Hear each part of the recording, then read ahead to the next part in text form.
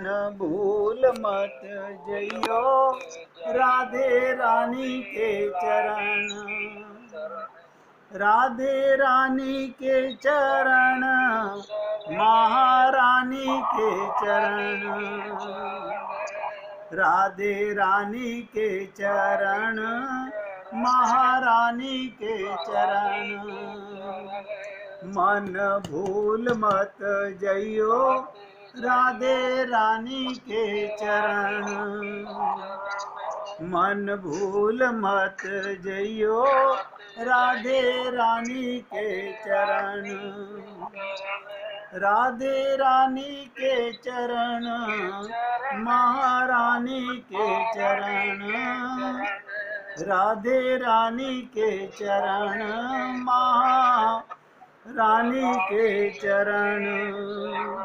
मन भूल मत जइयो राधे रानी के चरण। तो हे पुण्य आत्माओं, मैंने आप लोगों से दवा बताने का प्रयत्न किया मन को शुद्ध करने का। अब इसका सेवन करना इतना आसान नहीं है कि हरि गुरु भजू नित्य निरंतर निष्काम और अनन्य, ये 4 चीज़ें आप कर लीजिए, बस मन शुद्ध हो जाएगा। वरना 5 मिनट की पूजा, 1 घंटे का सत्संग, बाकी सब कुसंग, नतीजा ठन ठन गोपाल, कुछ नहीं मिलने वाला।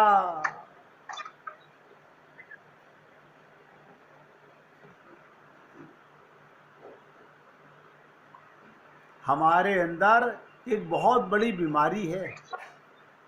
क्या मतलब? हमारी आंख में दोष दृष्टि है। सब नोट करें, प्रेम दृष्टि नहीं है। हमारे आंख में, हमारे मन में राग और द्वेष दोनों रहते हैं। ये मेरा सगा भाई तो नहीं है, मगर मेरा बहुत प्यारा भाई है, ये राग हो गया। ये नहीं, इससे कोई मतलब नहीं है मेरा, ये दोष हो गया। अब आप मुझे बताइए, शुद्ध मन में राग द्वेष तो आ ही नहीं सकते। और आप लोग सारा दिन राग में और द्वेष में, अपने में और पराये में, तेरे में और मेरे में, ये मन शुद्ध हो रहा है क्या? खुद झांक लीजिए। हमारी दोष दृष्टि क्या है? ध्यान से सुनो, ये आंख गलत नहीं देखती, मन गलत देखता है।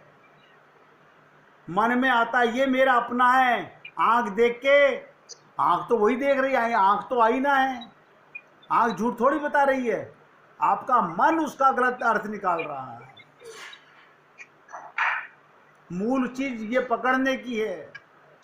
किसी को भी, ध्यान से सुनो, किसी को भी बुरा ना समझने से भलाई भीतर प्रकट होती है।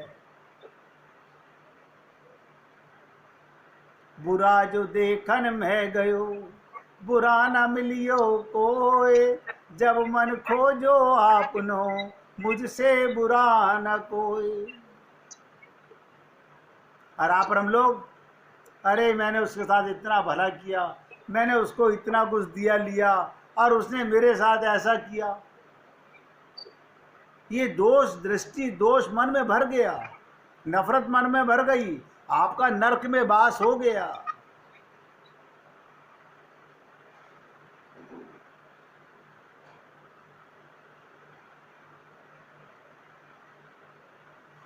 किसी को भी बुरा ना समझने से, ध्यान से सुन लो, किसी को भी बुरा ना समझने से भलाई भीतर प्रकट होती है। जब अंदर तो राग द्वेष भरा हुआ है, तो आंख का क्या दोष बिचारी का? अंदर तो नफरत के बीज हैं, अपने और परायेपन के बीज हैं। ये अपने जिनको मानते हो कहाँ मिले थे? बाहर। ये जिनको दुश्मन मानते हो, बैरी मानते हो, कहाँ मिले थे? बाहर। तो अंदर कैसे आ गए? अंदर तो प्रीतम था, परमात्मा था। हरि और गुरु, ये गुरु ने ज्ञान दिया इसलिए गुरु अंदर है। लेकिन हमारा ऐसा हाल नहीं है। हम लोग भगवान को और गुरु को दोनों को धोखा देने पे लगे हुए हैं। किसी को धोखा नहीं दे पा रहे हो, अपने आप को धोखा जा रहा है। इसलिए दोष दृष्टि के ऊपर बहुत ध्यान से सुनो। किसी को भी बुरा ना समझने से भलाई भीतर आएगी। लोग लाख बुराई करें, ये बहुत बुरा आदमी है, ये बहुत बुरा आदमी है, लेकिन आप उसमें बुराई ना देखें, ये अच्छाई है आपके अंदर।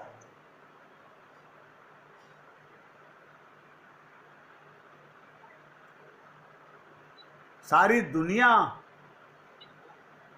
मन के दोष से देख रही है, आप मन की एकाग्रता से प्रभु प्रेम से देखिए। आपकी आंख में राम है, गोपियों की आंख में श्याम है।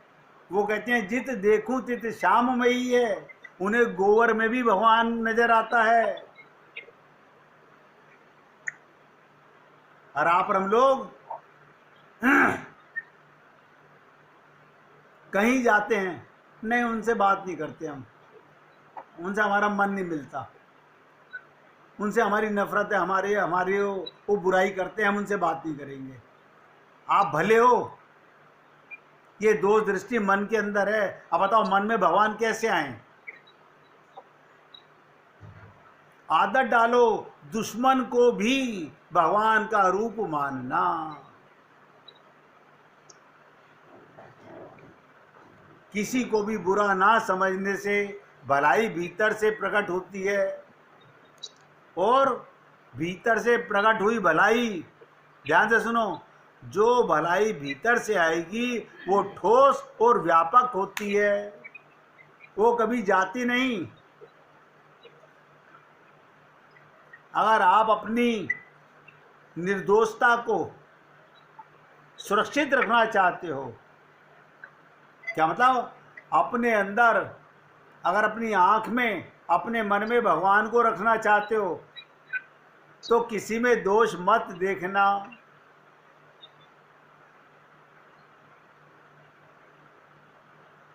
किसी में भी दोष ना देखें, ना अपने में ना पराये में। अंदर दोष है तो बाहर नजर आएगा। आईना गलत नहीं बोलता। आईने के सामने कुत्ते को खड़ा करो, कुत्ता दिखाएगा, गधे को खड़ा करो, गधा दिखाई देगा। लेकिन देखने वाला मन अगर देख रहा है तो क्या कहेगा? कुत्ते में भी मेरा कन्हैया है, गधे में भी मेरा कन्हैया है, इस राक्षस में भी मेरा भगवान है। एक बार परीक्षित ने पूछा सुखदेव परमहंस से कि गुरुदेव एक बात बताओ, अगासुर जो सारे भगवान के सखाओं को मुंह में निकल गया, उसको भी भगवान ने अपना लोक दे दिया। बोले अरे मूर्ख, तूने ये नहीं देखा भगवान भी उसके मुख में घुस गए।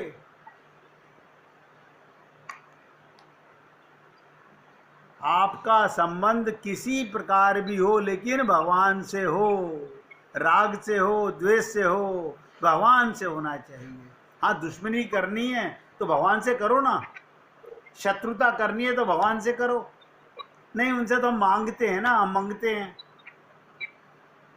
अगर उनसे दुश्मनी करेंगे तो जो दे रहे हैं वो भी छीन लेंगे हमसे।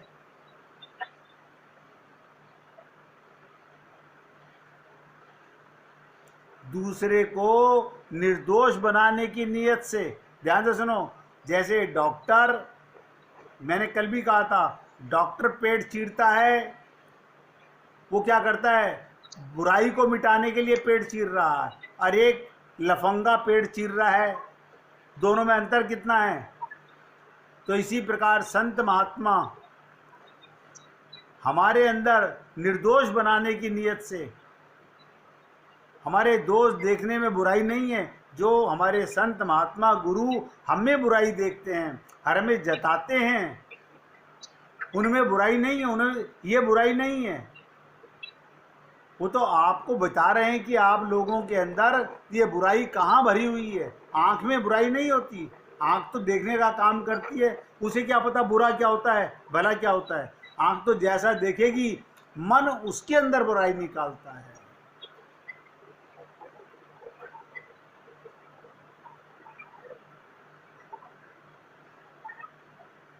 बुराई क्या होती है सुन लो ध्यान से। दूसरे में दोष दिखने पर प्रसन्न होना। आप खुश हो रहे हो, उस पर जूते पड़ रहे हैं, ये आपकी बुराई है। सबका स्वरूप स्वतः निर्दोष है। अब आपको अपने स्वरूप का नहीं पता, आपको अपने स्वरूप का नहीं पता तो सबके स्वरूप का ज्ञान कैसे होगा। स्वरूप माने क्या होता है, हमारा स्वरूप क्या है। मैंने कई बार आप लोगों से कहा कि नोट करो, हमारा स्वरूप क्या है, आपका परिचय क्या है। परमात्मा का अंश, ये मेरा स्वरूप है। नित्य दास भगवान का अंश हूँ, ये मेरा स्वरूप है। भगवान भी चेतन, मैं भी चेतन। वो आनंद, मैं भी आनंद। वो सूर्य हैं, मैं उनकी किरण हूँ।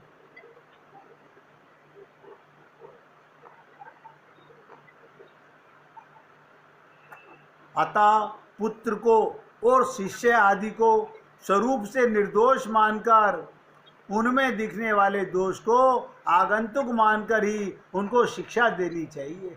गुरु का काम है अपने संपर्क में आने वाले शिष्य को, चाहे उनका पुत्र हो चाहे उनका शिष्य हो, उसकी बुराई को निकालने का प्रयत्न करें। अब आप लोगों को लगता हुआ हम और कहीं जाते हैं वो तो हमारी बड़ी तारीफ करते हैं। वो तारीफ करते होंगे इसी कारण से। हम तो कहते हैं हमें लाखों बुराइयां ही बुराइयां हैं। अच्छाई तो तब है जब हमारी आंख में परमात्मा की आंख हो जाए।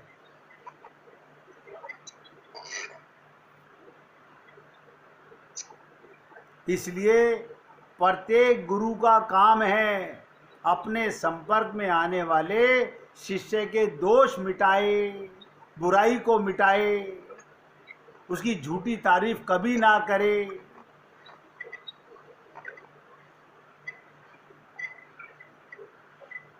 अगर हम दूसरे में दोष मानेंगे तो उसमें वे दोष आ जाएंगे, क्योंकि उसमें दोष देखने से हमारा त्याग, हमारा तप, हमारा बल आदि सब नष्ट हो गया और हमारे अंदर दोष पैदा हो गए।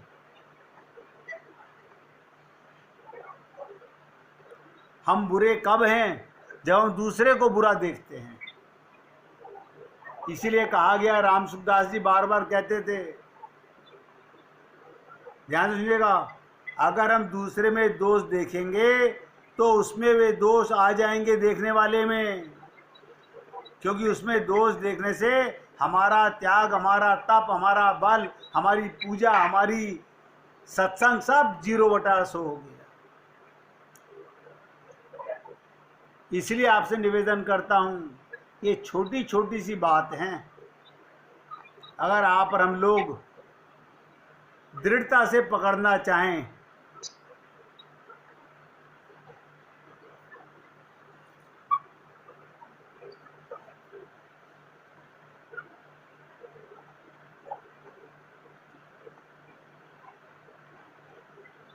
आप और हम लोग बहुत कला कौशल में निपुण होते हैं, हमें ये बहुत आता है, हमें ये बहुत आता है, और दूसरे को मूर्ख समझते हैं।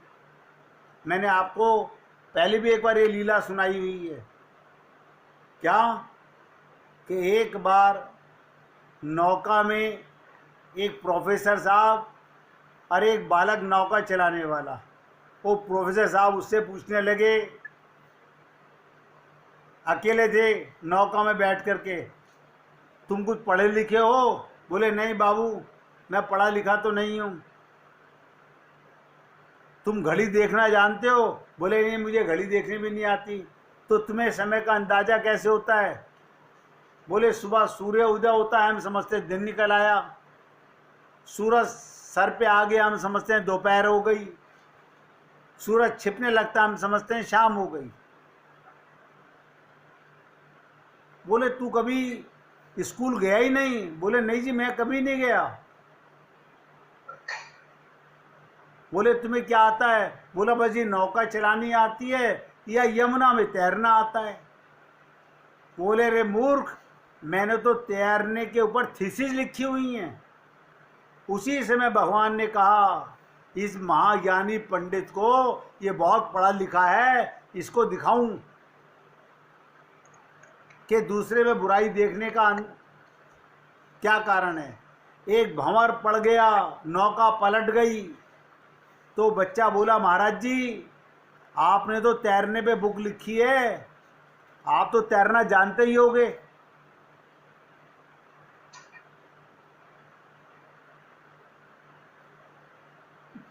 आप तो तैरना जानते होगे।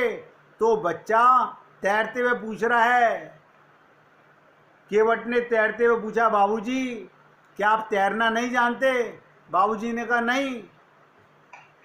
तो केव नौका चलाने वाले ने सहानुभूति के साथ कहा बाबू गजब हो गया, आपका तो सारा जीवन नष्ट हो गया। भगवान को याद कीजिए। क्या मतलब? ध्यान से सुनो।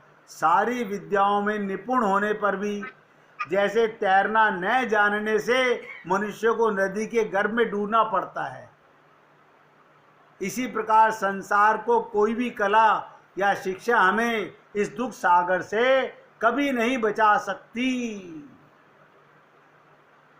असली कला मैं आपको बता दिया, मन को शुद्ध करने की कला। इससे भव सागर पार जा सकते हो।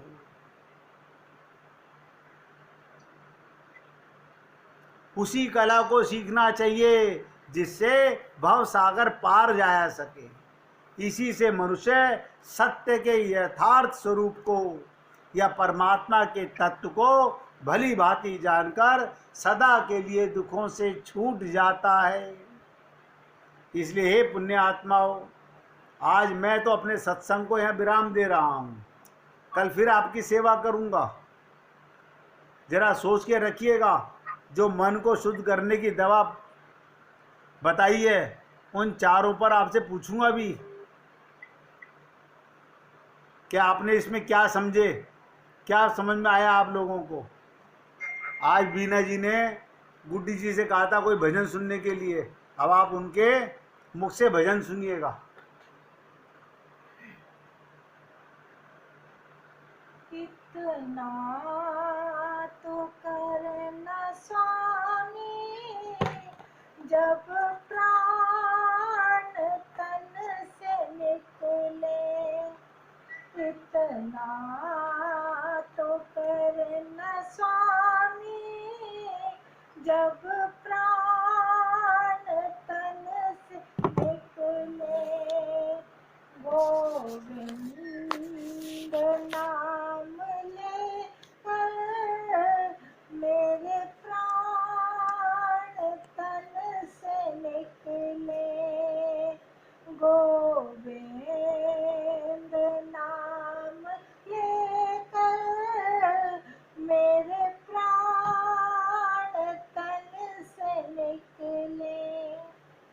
श्री गंगा जी का तट हो, यमुना का वंशीवट हो, मेरा सांवरा निकट हो, जब प्राण तन से निकले।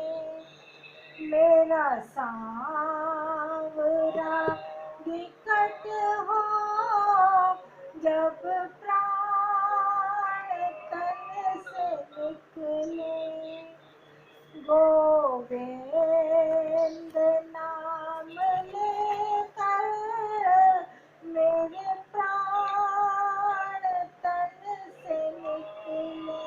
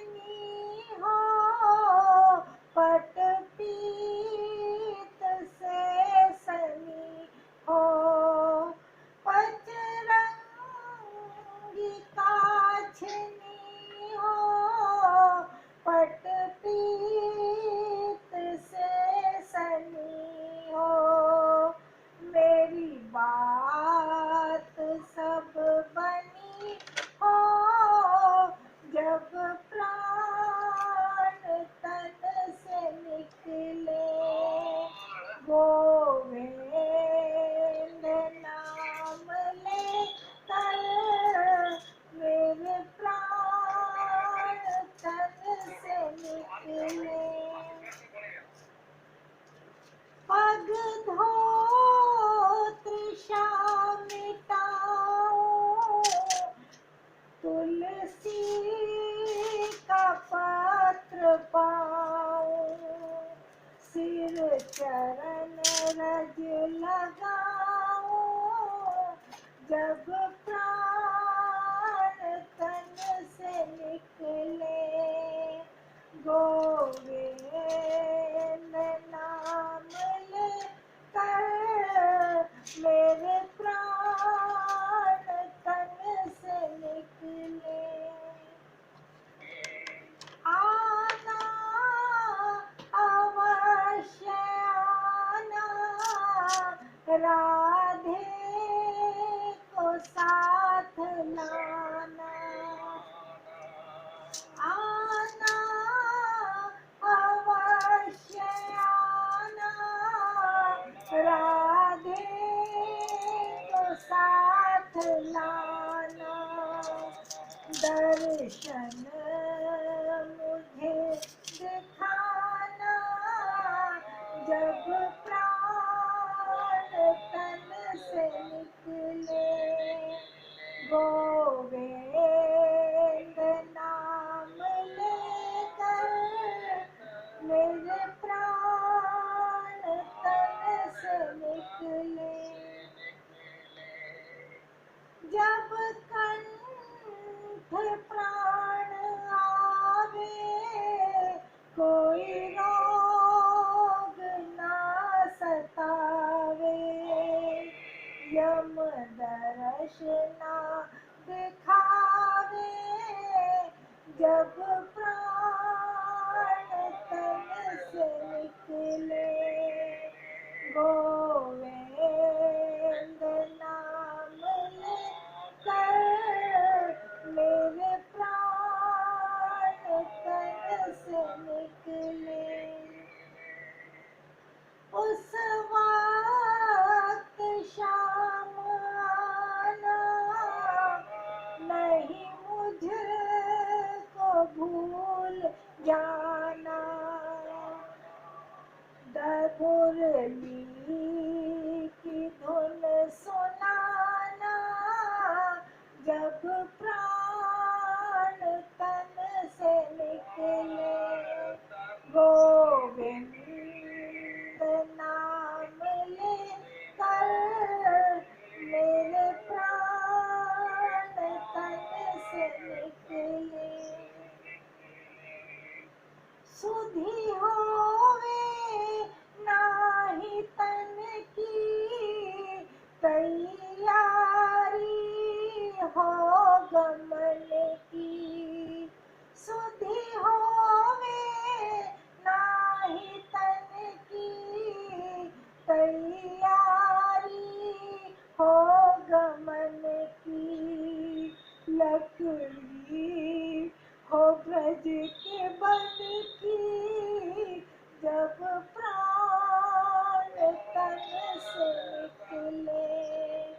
लकड़ी हो ब्रज के बन की, जब प्राण तन से निकले, गोविंद नाम ले कर मेरे प्राण तन से निकले। यह नेक सी अरज है, मानो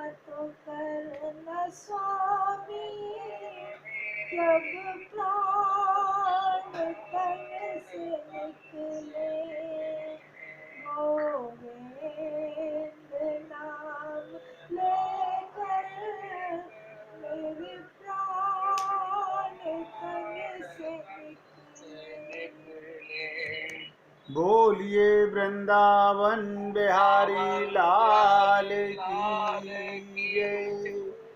जय जय श्री राधे, जय जय श्री राधे। बोलिए लाल जी का मंगल हो, सभी भक्तों का मंगल हो। सबको राधे राधे भैया। राधे राधे।